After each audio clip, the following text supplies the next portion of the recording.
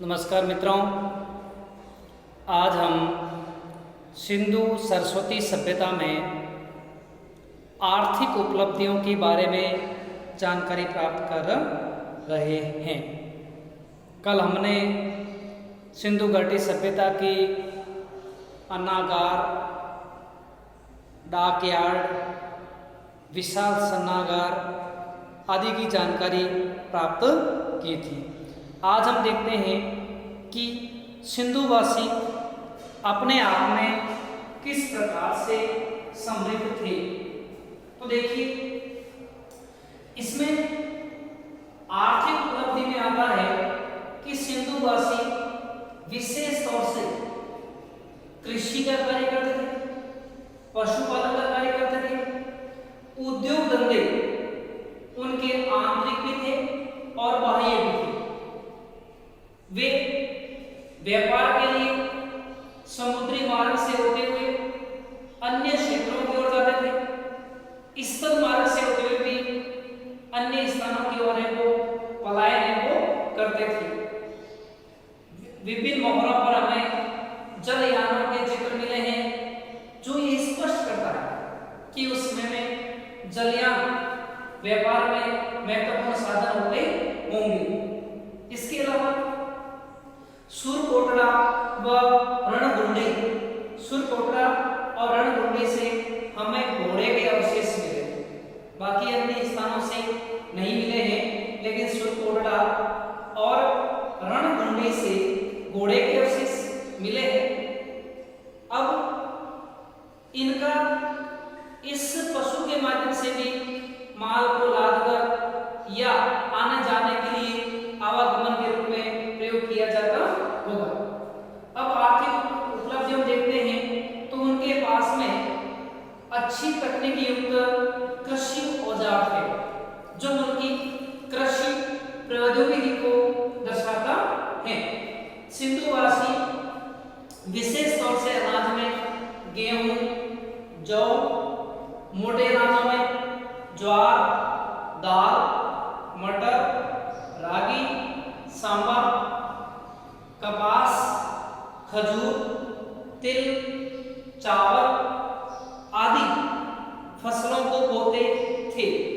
ऐसी जानकारियां हमें प्राप्त हुई हैं।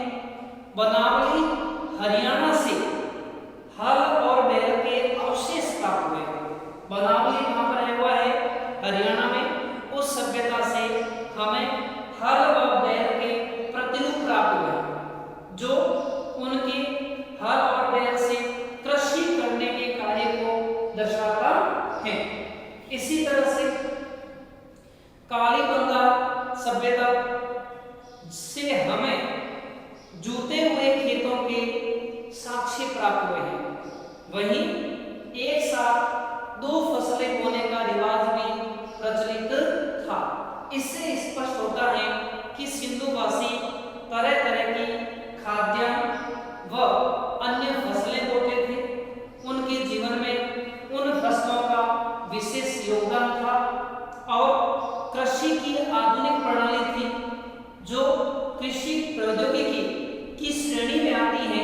और उसमें अपन ने देखा था कि हल व बैल से वे कृषि कार्य है वो करते थे, जो उनकी कृषि की उन्नति को दर्शाता है। फिर अपन बात करते हैं उद्योग व व्यवसाय। सिंधुवासियों के पास उद्योग काफी बड़ी मात्रा में प्रचलित थे। वहां से हमें खुदाई के दौरान दर्पण, तलवारें, छेनी, चाकू, बालाग्रे, बर्तन, कांसे की नर्तकी की मूर्ति, पशु पक्षियों की कलाकृतियां आदि प्राप्त हुई, जो उनके उद्योग व्यवसाय को दर्शाता है। हमने देखा था कि चनुदड़ो नामक सभ्यता से मनके बनाने के औजार प्राप्त हुए हैं। विभिन्न प्रकार के मनके भी ढोला का, गोला का, अंडा का आदि प्राप्त हुए हैं। इसके अलावा वहां से हमें विभिन्न वस्तुओं के निर्माण के बाद जो उनका अवशेष होता है, वो अवशेष हमें वहां से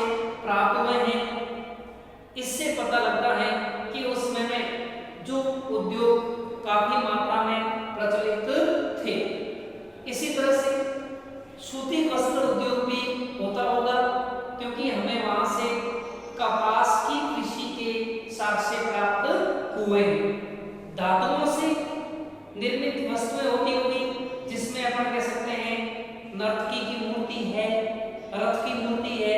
तो ये सारी चीजें हमें जो प्राप्त हुई हैं ये दर्शाती हैं कि उस समय में सिंधु सभ्यता में धातुओं से भी वस्तुओं का निर्माण है वो होता था। धातु निर्माण में तांबा है, सोना है, चांदी है एवं इसी तरह से अपन देख सकते हैं कीमती पत्थर है। इनसे अब जो अपन देखते हैं कि तांबा राजस्थान के विशेष तौर से गणेश्वर सभ्यता से, तांबा राजस्थान के गणेश्वर सभ्यता से ले जाते थे। सोना मैसूर से, कहाँ से? मैसूर से लेके जाते थे।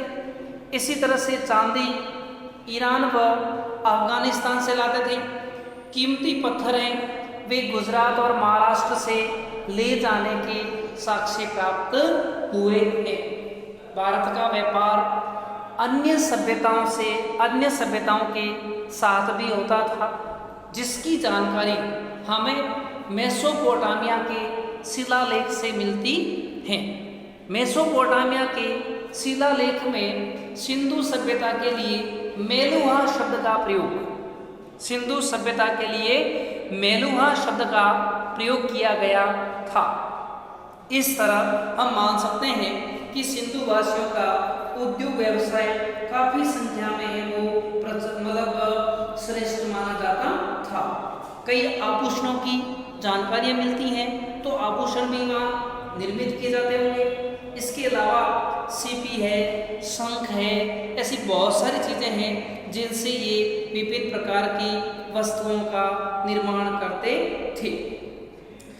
ये व्यापार विभिन्न सभ्यताओं से होता था ताकि व्यापारी एक स्थान से दूसरे स्थान पर व्यापार के लिए आते जाते थे और इनका संबंध मेसोपोटामिया, ओमान जैसी कई सभ्यताओं से मिलता है, जो ये दर्शाता है कि विभिन्न वस्तुओं की मांग अर्थात आयात व निर्यात के लिए व्यापारी एक स्थान से दूसरे स्थान पर वस्तुएं खरीदने के लिए आते जाते थे।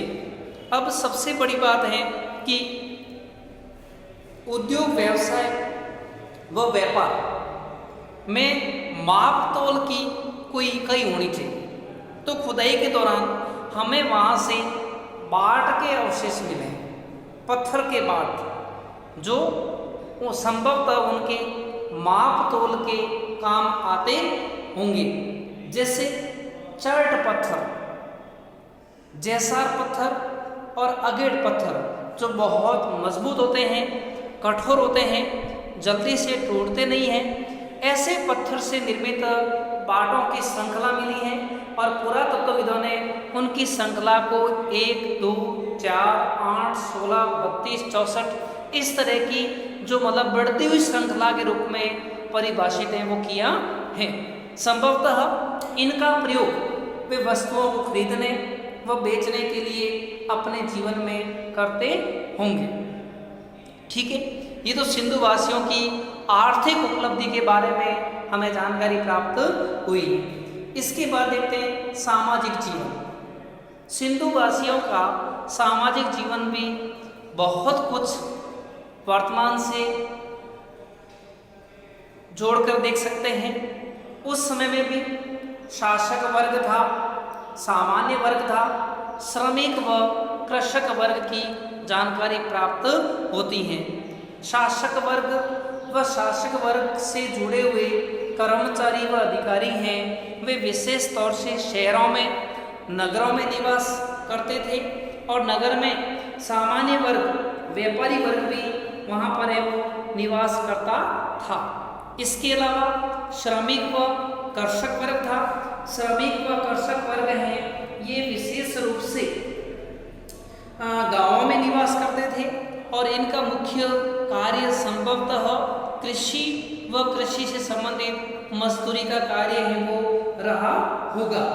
इस तरह हमें यहाँ से इनके भी कई ऐसी जानकारियाँ मिलती हैं। सबसे बड़ी बात है कि सिंधु घाटी सभ्यता में भी जो सबसे छोटी इकाई है सामाजिक जीवन की, सबसे छोटी इकाई वो परिवार को माना गया है। किसको माना गया है? परिवार को माना गया है। और परिवार को मानने के कारण से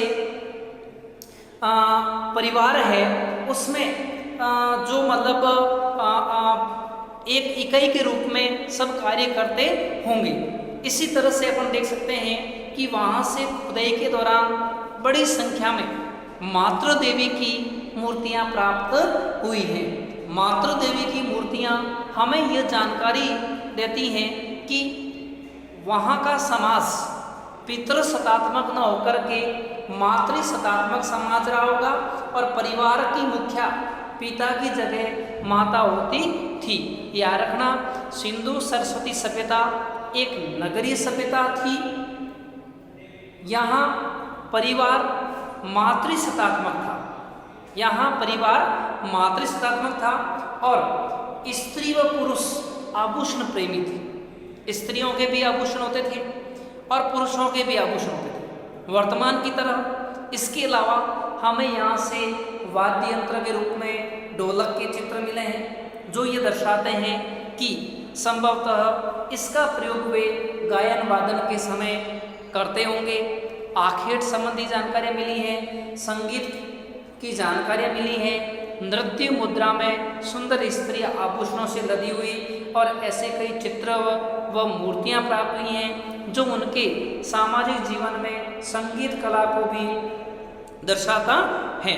तो इस तरह से अपन कह सकते हैं कि सिंधु वासियों का सामाजिक जीवन भी उच्च श्रेणी का था और वे परिवार के रूप में रहते थे। समाज में विभिन्न वर्ग के लोग थे।